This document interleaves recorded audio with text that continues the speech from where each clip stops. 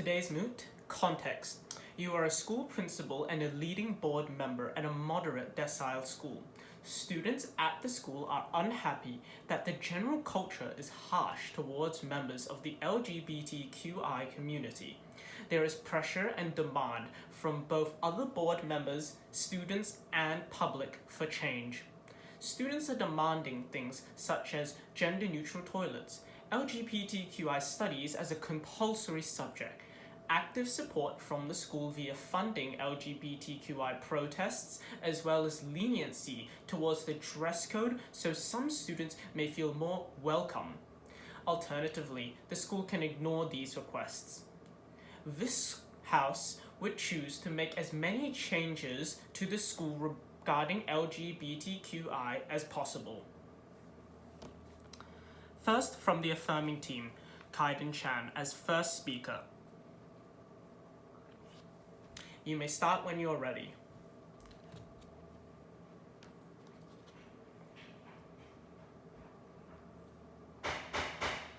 Over the better half of a decade, we have seen much change towards the LGBTQI community as a whole in our society, and we believe firmly on the affirming team that this is something that must be implemented into our school system. It all starts at the beginning when we're the ripe young age for change and education. This is the only way we will be able to finally truly accept what this is for our community. So, the burdens for today's debate. On the affirming side of the House, we must prove that adding these new changes regarding the LGBTQI subjects being compulsory, changing the dress code so that some students may be welcome, and possibly adding gender-neutral toilets is something that will positively benefit the school as well as society as a whole. As opposed to on the negating team. The negating team must prove that adding these changes will either have a negative effect on the community and on the students, or little to no effect at all. Now, the first substantive for the House today. This will certainly allow members of the LGBTQI community to feel much more accepted in an environment that they have requested for. Now, I don't believe that many students would feel uncomfortable if they were gender-neutral toilets. If someone was not one of these things, this doesn't concern them and therefore doesn't affect them, but it still allows those people who feel affiliated with it to be able to use the bathroom comfortably instead of being forced into a toilet in which it is not their own gender. Now, if we are to do this, and if we are to also introduce LGBTQI studies as a compulsory subject, this is also have many positive benefits. For example, first, we must look at what the moot says. We're trying to solve, essentially, an unaccepting school environment for the LGBTQI community. This is the underlying problem. Adding studies will allow students of no matter what sexuality, what gender, what race, to be able to fully understand the perspective and the aspects of what is the LGBTQI community. Once we have students being educated, they will understand. Once they understand, we believe firmly on the affirming side of the House that this culture may most likely tone down much more. And we don't believe this to be something that is useless. For example, on the opposing side of the House, we may hear that LGBTQI studies shouldn't be compulsory. They could be chosen if wanted, but they shouldn't be compulsory because it's not something that everyone wants to learn about. But we see with mathematics, science, and English that these are compulsory subjects, and not everyone might want to learn about them. The argument made by most schools is that these are very useful, and we believe this to be the same thing about LGBTQI studies as a compulsory subject. This is something that students need to know how to navigate around and understand in today's society. You can't be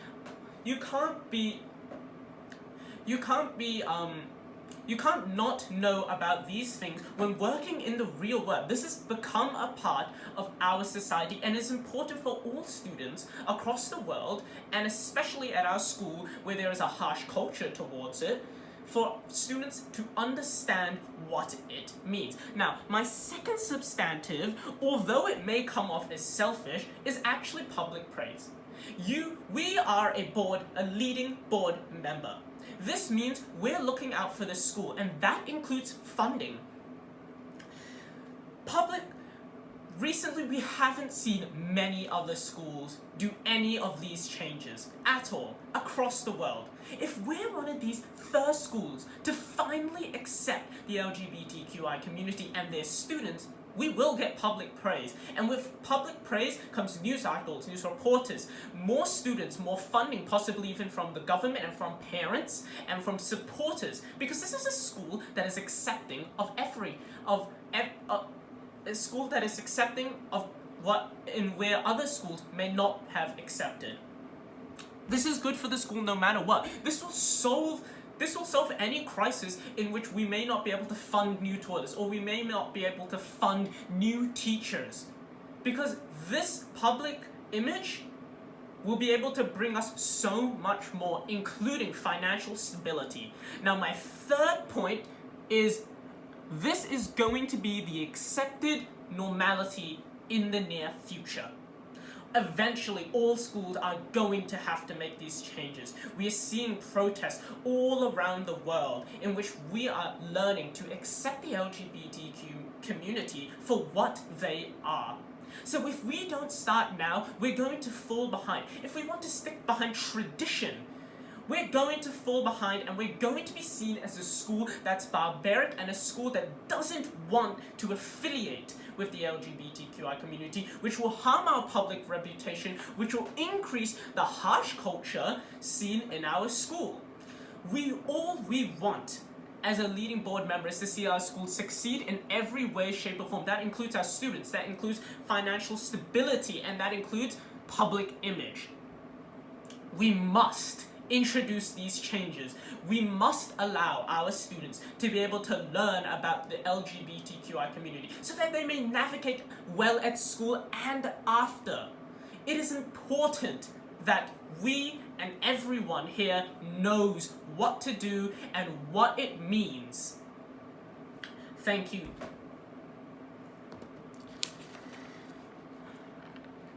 The first speaker from the Negating House, Kaiden Chan.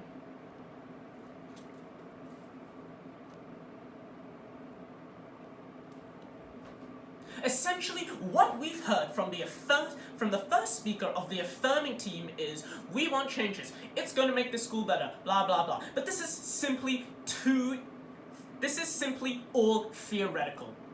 We will never actually know if these things will work until the very, very end. We don't know if this is actually going to help until the very, very end. And what does it take to get to the end of all of these changes? Money. This brings me to my first substantive point. It is going to cost a massive sum of financial instability upon our school. And as leading board members, we simply cannot accept this.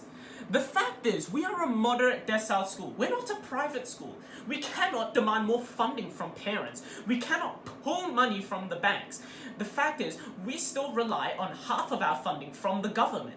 So, if we're not getting this funding from the government yet, and yet the opposing team claims that these changes are coming, that we're in a society that accepts this, where is the funding? We shouldn't even have to demand it. The government should have already given us this money. I am sure there are other schools and other board members who've requested this sort of thing and have been denied. The fact is, we don't have the funding to introduce new toilets for everybody. We don't have the funding at all to get new teachers to hire for every single student to learn. And we certainly do not have the funding to allow LGBTQI protesters to continue what they're doing. In no way are we saying that we don't support this movement and we don't support the acceptance. But what we can say is there is simply no logistical way we can actually make these changes. this brings me to a point of rebuttal in which, in the second substantive of the first speaker of the affirming house, we heard that their public image would be able to bring in financial stability, would bring in funding, would be able to give us more money to be able to make these changes and cover these costs. But the fact is, this is all an assumption. We don't actually know if this is going to work. The fact is, this public image may just be a pat on the shoulder and that's it. We don't know if we're going to be able to afford it. What if we use all this money and now we have to lay off teachers, now we have to lay off groundskeepers, and our school becomes lower and lower and lower by standards of everything. This is something that we cannot allow to happen. As a leading board member for most likely many years, we know how to run this school. These changes are far too drastic. Now, bringing on to my second substantive point. We hear in the moot that LGBTQI studies should be made compulsory. This is absurdly wrong. We firmly do not believe, on the negating side of the house, that anything near LGBTQI studies should be made a compulsory subject, as this, although it may help students navigate through their future lives and at school regarding the LGBTQI community and what it means and how to accept it and whatnot. But the fact is, this is wasting many students' time. Now, I give you an example. There are 4 students in a class. One of them is extremely excited to learn about their LGBTQI studies subject. The other 3, we have an academic, we have someone who's very athletically inclined, and we have someone who's just all-rounded. Now, we can most likely assume that the person who enjoys LGBTQI studies is going to enjoy the class. But what can we say for academic students? They only dare to learn about things that they need for their future, so we can count them out. Athletic students might only be interested in any subjects that have to do with athleticism. It's possible that they have an interest, but it's unlikely. And the last student is probably just neutral about it, because that's just how it is. So the fact is, it's almost like 2.5 to 1, which for the negating house is not enough to justify a new subject. The fact is, there's not enough students who will actively be willing to learn about these subjects. They're not going to be paying attention. They're not going to be truly learning what they should be learning. And the fact is, if you force anything on anyone of our age, it is only going to lead in one thing: rebellion.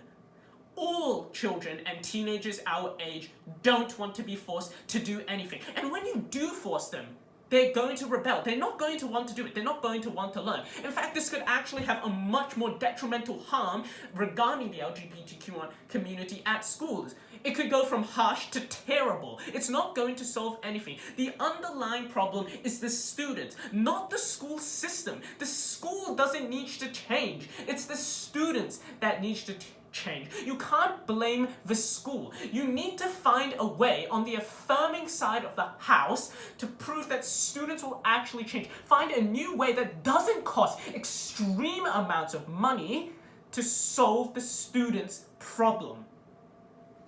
Now, all students should know about this topic. They should be familiar with it. But on the negating side of the house, we believe that it is something that they should learn on their own time if it's their interest. Perhaps they might have a fruitful discussion about it online, but it's not something that they should be doing at school. School is about education and preparing for the future. If many students are unwilling to learn about it and don't believe this can lead them to a certain career path, or this is something that they can do on their own, then it's going to be a waste of time for for the school, for the students, and everything in between. The fact is, what the affirming team has proposed is completely improbable, and it's not something that's actually achievable in reality. You can't just make it like that, make the money grow on trees, and introduce all of these changes and expect everything to be alright. We live in the real world. These changes may happen, but they will happen slowly. Perhaps we may be able to accept that the dress code could be made slightly more lenient. But then again, how are we supposed to nitpick every single thing that's allowed and that's not allowed? That's why we have a uniform. There's formality. There's one thing you wear and everybody wears it. If you don't like it, that's not our fault. Not everyone likes your school uniform. These changes will come, but they will come in time. We cannot make it happen right now. When society deems it to be absolutely necessary, we firmly believe in this democratic society that the government that funds our school will fund these changes. It is not for us on the leading board, as leading board members, to decide whether these changes can happen because we simply don't have the funding.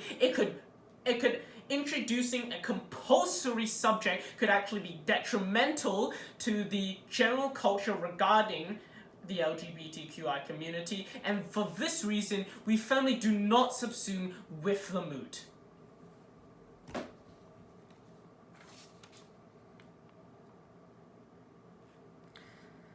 Okay, second/third speaker for the affirming team.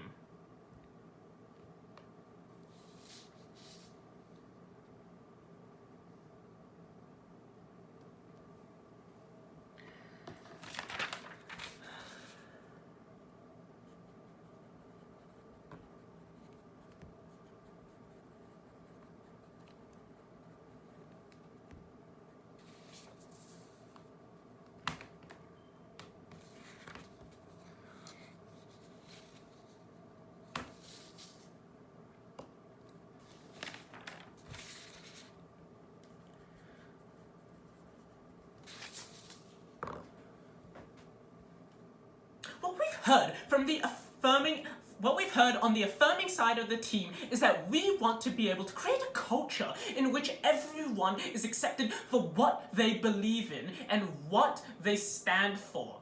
What we've heard on the negating team is quite literally the opposite. They don't want change, they don't want acceptance, they don't want anything because they are too weak to understand that nothing comes without change. Nothing good will ever come without change. This brings me to my first point of clash, which is acceptance. We need to learn to accept that this is how society is today. This is something that we need to learn about in schools. This is something that everyone needs to learn about. They need to know how to navigate at school and in the future. This is not something that we can continue to ignore because there are many people in the school who feel a certain way and they're not being respected because of it. We've heard from the opposing team that this could actually create a more harsh and an even worse culture surrounding the LGBTQI community, but this is simply false. Once you learn about something, you understand it. And once you understand it, we're going to get respect for that thing. It's not going to make it worse by forcing students to learn about something. For example, at many schools, it is based around one religion. For example, Christianity. We learn about it, but that doesn't mean that those students who didn't want to learn about automatically hate Christianity. They hate all religion because they didn't want to learn about, and now they have to at school. It is simply something that they do.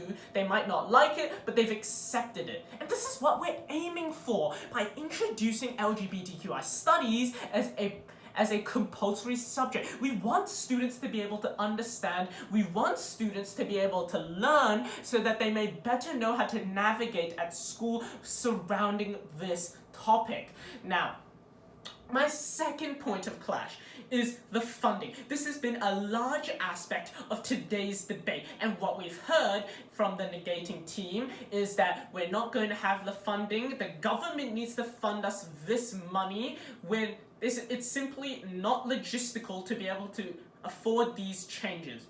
we firmly disagree. We stand by our point that public appraisal will bring in more funding. This is a fact. Why do you think companies market their product?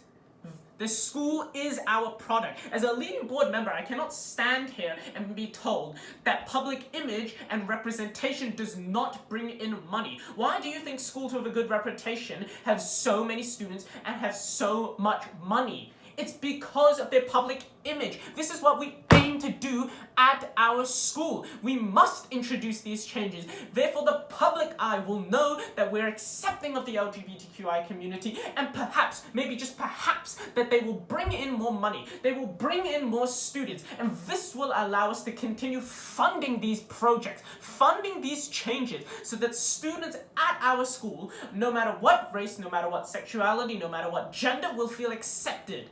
In a culture right now, in this culture right now, it is simply not that.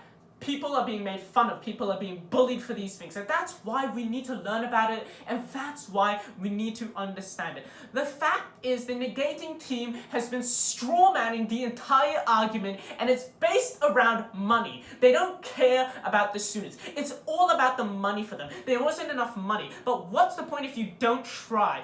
Are you saying that you can't even introduce, or maybe cut down on some rules that make students feel extremely uncomfortable, that are not going to change any of the students' lives outcome? They're not going to make teachers have to work much harder because there are less rules. This is something that we're able to change without funding at all. Or perhaps you can just put up a poster, A4 paper, a few cents, that says, "We accept the LGBTQI community." That's better than nothing. The fact is, we need to the negating team hasn't accepted the fact that this is a coming change. The negating team has not accepted the fact that public image is very important for the funding of our school. This leads me to my third and final point of clash: the wider effects on society.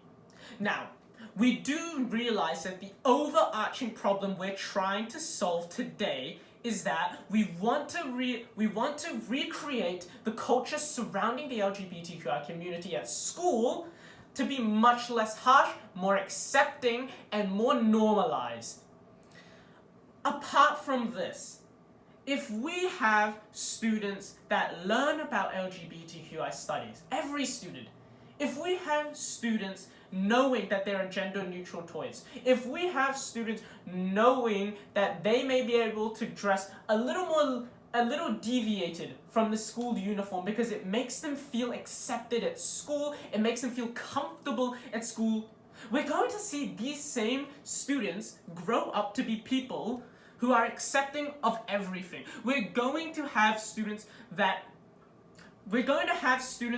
aren't bigots. That's the final outcome. The whole purpose of school is that we create better people for our society and for our future. And this is something that is already present. So why aren't we working on it at school? We must make these changes, and it will be better for society. It will be better for our future, for our students' futures, and for everyone. Because at the end of the day, we must be able to accept that this is a normal part of society, unlike the negating team, who continuously strawmans their entire argument around having no funding, when in reality, all they could have said is, "We don't care about the students, all we care about is the money." That's the underlying problem with the negating team. And for these three reasons, we firmly believe we have won. The first point of clash, funding. The second point of clash, acceptance within the school. And our third point of clash, effects on our community and our society and betterment for the future. We firmly stand and subsume with the moot.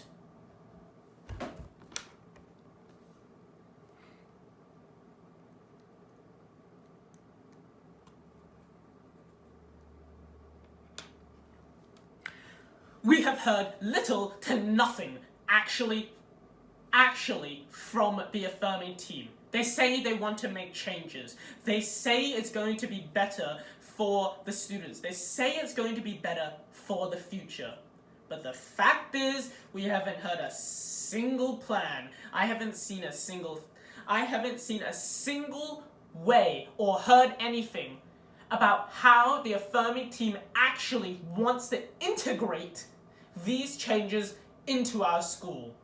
Now, it is important that we acknowledge that the affirming team did say that public image may give us more funding. This may be somewhat true. But funding doesn't mean you can automatically implement these changes. There are many students that may be unhappy with how the school is currently. But there are also many students who don't want these changes at their school. Yes, they may be actually wrong, but from a moral standpoint, for some people it may be just beliefs. This is something that is going to be extremely difficult to navigate around, because just because 75% of the school wants these changes, there's still that 25% who actively don't want it. So if not everybody wants it, we can't justify these changes. Because the fact is, many students in the LGBTQI community at school may be feeling that they are not welcome, but that's the students' fault, and this is something that the affirming team has never addressed. They refuse to believe that it's the students' fault. It's their problem. It's not the school system that brings them up. It may be the parents, it may be their friends, I don't know, but it's not the school system, it's the students. It might be social media even, fueling these sorts of thoughts. But the school system can't actually do much about it. Now, we recognize the same 3 points of clash as the affirming team. The first being funding, the second being acceptance, and the third being the social effects that it can have on our school and our society. Now, our point of view is extremely different from what we've heard on the affirming side of the house. Now, regarding the first point of clash, funding. We've said over and over again, this is not possible. If you want these changes, you need money. We care about our students. We're willing to make changes such as possibly making leniency in the dress codes. Anything that is free, that's fine. But we can't justify spending thousands of dollars on gender-neutral toilets when in a moderate decile school, we might not even have proper science equipment that inspires many students to go into the medical field or the scientific field. We can't justify gender-neutral toilets when we have books that have worms chewing through them at a moderate decile school.